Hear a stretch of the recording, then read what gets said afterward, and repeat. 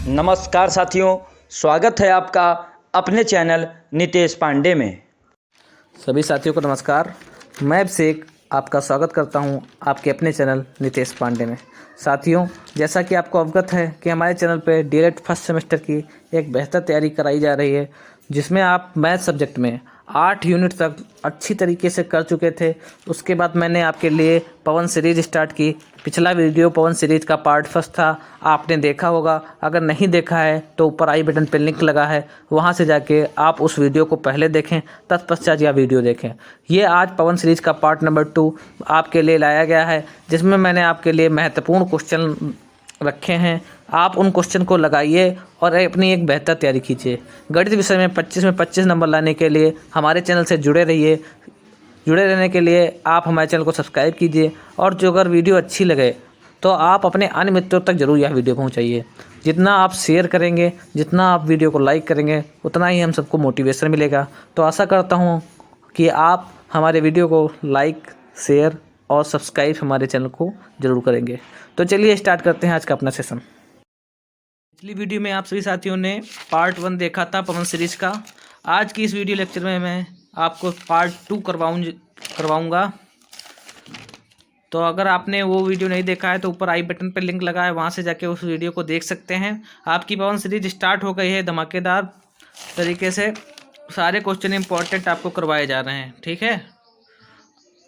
और अगर आपने पूरी प्लेलिस्ट नहीं देखी अपने तो पहले वो देखिए, क्योंकि आपका बेसिक स्ट्रांग होगा तो आपको ये क्वेश्चंस करने में ज़्यादा आसानी रहेगी, ठीक है। तो सारी बेसिक मैं बता चुका हूँ। आपके प्लेलिस्ट बनी हुई है, चैनल पे जाइए, वहाँ से प्लेलिस्ट देखिए, शुरुआत से आखिरी तक सारे क्वेश्चंस कीजिए, ठीक है। तो चलिए स्टार्ट करते हैं आज का अपना सेशन। सबसे पहला क्वेश्चन कुछ इस प्रकार है, 5 अंकों की सबसे छोटी संख्या लिखिए और उसके अभाज्य गुणन कीजिए। तो ये आपके पवन सीरीज का क्वेश्चन है। पवन सीरीज में जो है वहीं से लिया मैंने। तो आपको पता है 5 अंकों की छोटी से छोटी संख्या कौन होती है? कि छोटी से छोटी संख्या कौन सी होती है भाई? 10,000 होती है ना। ये होती 5 अंकों की। एक के बाद जितने 5 अंकों में कम हो उतने 0 लगा दें। 1 2 3 4, 5 अंक हैं, 3 2 5। इसके अभाज्य गुणनखंड कर लीजिए भाई। तो देख लेंगे, अभाज्य गुणनखंड करते हैं। 2 से काटते हैं, 2 पंचे 10, 0 0 0। फिर 2 से काटते हैं, 2 दूनी 4, 2 पंचे 10, 0 0। फिर 2 से काटते हैं, 2 एक कम 2, 2 दूनी 4, 2 पंचे 10, 0। फिर 2 से काटते हैं, 2 छंग 12, 2 दूनी 4, 2 पंचे 10। अब 2 से कटेगा नहीं, अब 5 से काटें। 5 एकम 5, 5 दूनी 10, 55 25। फिर 5 से काटते हैं, 5 दूनी 10, 55 25। फिर 5 से 55 25 और फिर 5 से काटेंगे, 5 एकम 5। तो अभाज्य गुणनखंड क्या हो जाएंगे? अभाज्य गुणनखंड बराबर कितनी बार 2 है? 1 2 3 4 बार 2 और 4 बार 5, यानी 2 गुणे 2 गुणे 2 गुणे 2 गुणे 4 बार 2 हो गए 5, 1 2 3 4। तो ये आपका अभाज्य गुणनखंड हो गए, ठीक। यही आपका आंसर। ऐसे ही क्वेश्चन करेंगे। अगला देखते हैं, एक रेलगाड़ी जिसकी लंबाई 270 मीटर है, एक खंबे को 9 सेकंड में पार कर लेती है, उसकी चाल किलोमीटर पर आवर में ज्ञात कीजिए। तो लंबाई 270 भाई, ये देखिए ये रेलगाड़ी ऐसे है, ठीक। और ये कोई खंबा लगा है, इसको पार कर लेती कितने सेकंड में? 9 सेकंड में। तो टाइम बराबर 9 सेकंड हो गया। जो लंबाई है यही इसकी डिस्टेंस हो जाएगी 270 मीटर। यानी डिस्टेंस यार कितना है आपका? 270 मीटर। और टाइम है आपका 9 सेकंड, ठीक। आपको पूछ रहा है चाल, स्पीड पूछ रहा है। तो स्पीड होता है क्या है? 4 बराबर दूरी बटा समय। दूरी बटा समय, ठीक। दूरी कितनी है? 270।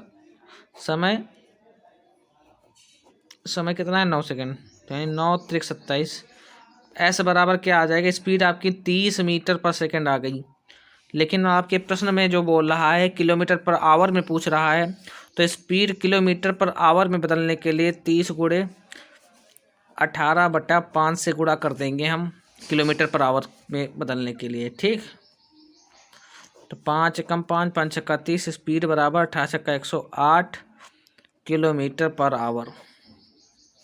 ठीक समझ में आया? जब भी हमको मीटर पर सेकंड है उसको अगर हमको किलोमीटर पर सेकंड में बनाना है तो 18/5 से हम गुणा करेंगे। अगर यही चीज़ 108 किलोमीटर पर आवर है, इसको मीटर पर सेकंड में बदलना होता तो उसको हम 5/18 से, इसका जस्ट अपोजिट 5/18 से गुणा करते हैं। ठीक है, तो ये आपको समझ में आया होगा कैसे मीटर पर सेकंड को किलोमीटर पर आवर में बदलते हैं और कैसे किलोमीटर पर आवर को मीटर पर सेकंड में बदलते हैं। चलते हैं नेक्स्ट प्रश्न पे। आपका जो अगला क्वेश्चन है, यदि किसी वर्ग की भुजा 6 सेंटीमीटर है तो उसका क्षेत्रफल ज्ञात कीजिए। तो भुजा भाई, भुजा कितना है? भुजा आपकी है 6 सेंटीमीटर। तब वर्ग का क्षेत्रफल क्या होता है? वर्ग का क्षेत्रफल जो होता है ये आपको पता होगा क्या होता है? भुजा स्क्वायर। क्या होता है? भुजा स्क्वायर। यानी 6 का स्क्वायर कर देंगे आप, यानी 36, और सेंटीमीटर में है तो सेंटीमीटर स्क्वायर इसका आंसर हो जाएगा। ठीक, 36 सेंटीमीटर स्क्वायर। ठीक, भुजा स्क्वायर। अब देख लेते हैं भाई संख्याओं 13, 39, 273 का मासा ज्ञात कीजिए। अगर आपने मेरी लासा मासा वाली क्लास नहीं देखे हैं तो प्लेलिस्ट पे जाइए, पहले लासा मासा सीखिए कि कैसे होता है। सारा चीज़ें अच्छी तरीके से बताई मैंने।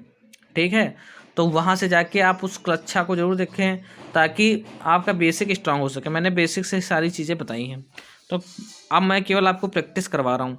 13, 39, 273 का मासा, 13, 39, 273 का मासा निकालना है तो छोटी संख्या को, सबसे छोटी संख्या से दूसरी वाली संख्या को भाग देते हैं जो इससे बड़ी है।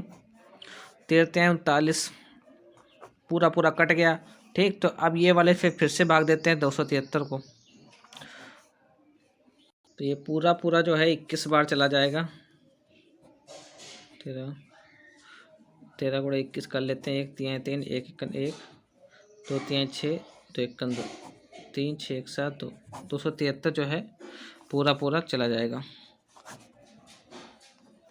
ठीक, पूरे में लगाते हैं पहाड़ा, ये आप ध्यान रखिएगा। ठीक, तो ये आपका जो है मासा जो हो जाएगा कितना हो जाएगा? यही वाला हो जाता है 13। आपका मासा जो है 13 आ जाएगा। ठीक, अगला प्रश्न देखते हैं। राकेश ने 65% अंक वार्षिक परीक्षा में प्राप्त किए। यदि पूर्णांक 500 मिल रहा हो तो राकेश को कितने अंक मिले? भाई 500 पूर्णांक हैं और उसमें 65% पाया है तो राकेश को प्राप्त अंक लिख लेंगे। कितने हो जाएंगे? राकेश को प्राप्त अंक कितना हो जाएगा? 500 का 65%। ठीक, 500 का 65% निकाल लें। 500 का माने गुणा होता है, 65 माने 65 और परसेंट माने बटा 100। ठीक, अब 0 से 0 उड़ा दें, 5 की गुणा 65 से करें, यानी 5 हम 25, 5 छक्का 30, 2 32, 325 अंक भाई प्राप्त किया उसने। कितना प्राप्त किया? 325 अंक जो है राकेश को मिले। ठीक, 500 में से 325। ठीक, अगला प्रश्न देखते हैं भाई। समीकरण 3x - 5 बराबर x + 3 को हल कीजिए। ये ऐसे बहुत आसान क्वेश्चन है, यही आपके प्रश्न में प्रश्न पे आते हैं। आप टेंशन मत लीजिए और ज़्यादा हाई फाई नहीं आता आपके पेपर में। तो बस देखिए, x एक साइड कीजिए और अचर संख्याएं एक साइड कीजिए। 3x, ये x इधर ले आए, माइनस का x हो जाएगा, प्लस का था इधर गया तो भाई चिन्ह बदल जाता है। इसका प्लस चिन्ह है तो इधर गया तो भाई -x हो गया। अब इधर तो भाई +3 था ही, अब ये माइनस उधर जाएगा, ये माइनस के साथ ही ये चिन्ह उधर जाए, संख्या उधर जाएगी तो -5 जो है +5 में चेंज हो जाएगी। 3x में से एक x गया, कितना बचा? 2x बराबर 5 3 8, यानी x बराबर क्या हो जाएगा? 8 और 2 बट्टे में आ जाएगा 8/2, यानी 2 छंग 2 चक्कू 8, कितना? 2 चक्कू 8। x की वैल्यू कितनी आ गई? 4 आ गई। यही आपकी आंसर हो गया। ठीक, ये भी प्रश्न आपको समझ में आया होगा। अगला प्रश्न कर देखते हैं। 1/2, 1/3 और 3/4 में सबसे बड़ी भिन्न पूछ रहा है कि सबसे बड़ी भिन्न कौन सी है। तो आपको पता होना चाहिए इसको। इसको देखिए, जब हर असमान हो, ये 2 है, ये 3 है, ये 4, इसमें मैं एक क्वेश्चन और लिख लेता हूँ। मान लेते सब में जो है ऐसा होता है 3/4, 2/4 और 5/4 में बड़ा कौन है? तो इसमें सबसे बड़ा भिन्न हो जाएगा, सबसे बड़ा भिन्न कौन हो जाएगा? 5/4। हर सब में एक ही हैं 4 4 4 तीनों में। तो हम हर देखते हैं पहले, सब अगर समान है तो ऊपर जो सबसे बड़ा होगा वही सबसे बड़ा हो जाएगा, यानी 5/4। और सबसे छोटी भिन्न क्या हो जाएगी? सबसे छोटी भिन्न, इसमें सबसे छोटी क्या है? 2/4, तो सबसे छोटी भिन्न 2/4 हो जाएगी। ठीक, हर अगर समान है, लेकिन अगर हर डिफरेंट हैं, 2 3 4 सब अलग अलग हैं, तो हम क्या करते हैं? हरों का सबसे पहले हम क्या करते हैं? लासा निकालते हैं। 2 3 4, यानी 2 एकम 2, 3 और 4, 2 दूनी 4। फिर 2 से काटते हैं, 2 एकम 2, 3 एकम, फिर 3 से काटते हैं, 3 1 1 1। ठीक, तो एलसीएम क्या हो जाएगा भाई? 2 गुणे 2 गुणे 3, 2 दूनी 4 तिहाई 12, 12 आया एलसीएम। अब हम क्या करते हैं? इन सब में 12 से गुणा कर देते हैं। 1/2, 1/3 और 3/4, सब में 12 से गुणा कर रहे हैं भाई, इसमें भी, इसमें भी, इसमें भी। ठीक, इक्वल इक्वल इक्वल, इससे करें 2 छंग 12, कितना आया? 6, 3 चक्कू 12, कितना आया? 4, 4 तिया 12, कितना आया? 9। ठीक, अब देखो सबसे बड़ी भिन्न इसमें निकालना है भाई, ये तो अलग क्वेश्चन हो गया आपका। सबसे बड़ी भिन्न, सबसे बड़ी भिन्न और सबसे छोटी भिन्न, दोनों चीज़ें जो भी क्वेश्चन आपके पेपर में पूछे वो बता देंगे। ठीक, इसी मेथड से दोनों चीज़ें हमने बता दिया। एक क्वेश्चन आपका आता है 1 नंबर का। ठीक, अब देखिए इसमें सबसे बड़ा कौन है भाई? 9 सबसे बड़ा है। 6 4 और 9 में 9 सबसे बड़ा है, तो इसके करस्पॉन्डिंग भिन्न कौन है? 3/4। तो सबसे बड़ी भिन्न क्या हो जाएगी? 3/4। ठीक, और सब यहाँ पे सबसे छोटी लिखिए, सबसे छोटी। और सबसे छोटी भिन्न इन सब में सबसे छोटा क्या है? 4। तो इसके करस्पॉन्डिंग कौन सी भिन्न है? 1/3। तो इसका आंसर हो जाएगा 1/3। ठीक, ये चीज़ें आपको समझ में आई होंगी। मैंने एक ही क्वेश्चन में आपको दोनों तरीके से बता दिया कि कैसे दोनों चीज़ें होंगी। ठीक, कि अगर जिसमें हर समान है उसमें हम डायरेक्ट देख सकते हैं, अंश को देख के हम बता देंगे कि सबसे बड़ा भिन्न कौन है और सबसे छोटा भिन्न कौन है। अगर हर डिफरेंट हैं तो इन तीनों का एलसीएम लेते हैं, एलसीएम से उस भिन्न को गुणा करते हैं, जो उसमें सबसे बड़ा होगा उसके करस्पॉन्डिंग भिन्न सबसे बड़ी होगी, जो उसमें सबसे छोटा होगा उसके करस्पॉन्डिंग भिन्न सबसे छोटी होगी। तो आशा करता हूँ आपको दोनों चीज़ें बहुत ही अच्छी तरीके से समझ में आ गई हैं। अब देख देते हैं भाई 79 की अनुवर्ती और पूर्ववर्ती। मैंने एक ही क्वेश्चन लिया है क्योंकि इससे बहुत आसान है। अनुवर्ती और पूर्ववर्ती, आप ध्यान रखिए, अनुवर्ती माने, अनु माने क्या होता है? बाद, अनुवर माने बाद, यानी इसके बाद की संख्या, तो इसमें हम 1 जोड़ते हैं। और पूर्व माने क्या होता है? पहले, यानी पहले की संख्या, यानी इसमें हम घटाते हैं। तो 79 की अनुवर्ती संख्या क्या हो जाएगी? अनुवर्ती संख्या, तो 79 की अनुवर्ती संख्या हो जाएगी 79 + 1, कितना हो जाएगा? 80। ठीक, इसी तरह 79 की पूर्ववर्ती संख्या,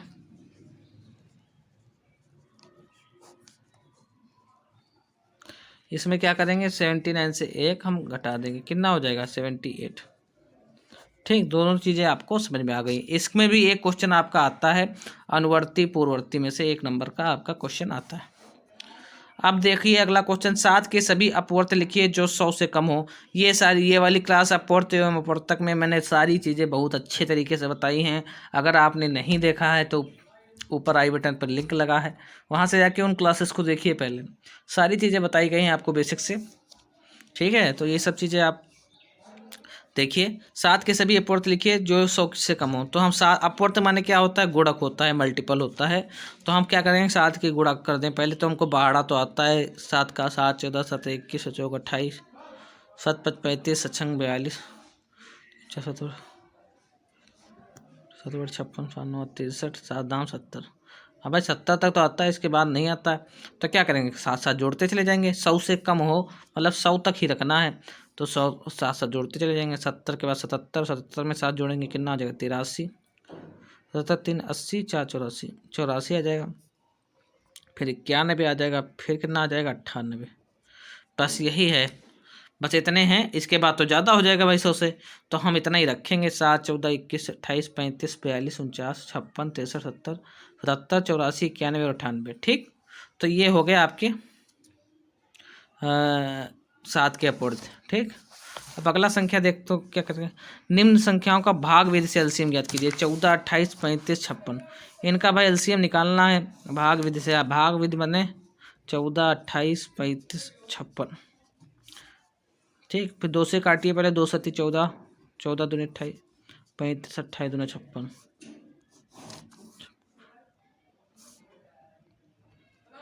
2 दूनी 4, 2 8 16। फिर 2 से काटिए। 2 सत्ती 14, फिर 14, फिर 2 से काटिए। 7, 7, 35, 7। ठीक, अब तो भाई कट गया सब। अब 7 से काटिए। 7 एकम 7, 7 एकम 7, 25, 35, 7। एक कम जाएगा, तो आप 5 से काटिए। 1, 1, कट गया भाई सब ना। एलसीएम निकालना है। एलसीएम तो निकालना आपको आता है। 2 गुणे 2 गुणे 2 गुणे 7 गुणे 5, यही जो है इनको ही मैंने गुणा कर लिया। ठीक, तो कितना हो जाएगा? 2 दूनी 4 दूनी 8 गुणे 7 25 35, 8 पंचे 40 का 0 यहाँ से लगा 4, 8 से 24, 24 4 28, 280 जो है इसका एलसीएम हो जाएगा। ठीक, तो ये चीज़ें आपको समझ में आई 11 के 11 क्वेश्चंस। ठीक है, ऐसा करता हूँ आपको समझ में आया है। तो कैसी लगी आपको क्लास बताइए। ज़्यादा बड़ी क्लास नहीं रखते हैं, अगले पार्ट में और चीज़ें बताएंगे आपको। तो आशा करता हूँ आपको वीडियो अच्छी लगी है। तो वीडियो अच्छी लगी है तो प्लीज़ एक लाइक कीजिए। अपने अन्य मित्रों तक वीडियो जरूर पहुँचाइए। जितने भी आपके कॉलेज के ग्रुप्स हैं, व्हाट्सएप ग्रुप हैं, वहाँ तक ये वीडियो ज़रूर पहुँचाइए, क्योंकि आपके एक एक लाइक, एक एक शेयर से हम लोगों को बहुत ही सपोर्ट मिलता है। तो आप ये सब चीज़ें ज़रूर कीजिए, हमारे लिए आपका साथ बहुत ज़रूरी है। ठीक है, तो हमारे चैनल को सब्सक्राइब कीजिए। तो चलिए मिलते हैं अगली क्लास में, तब तक के लिए नमस्कार।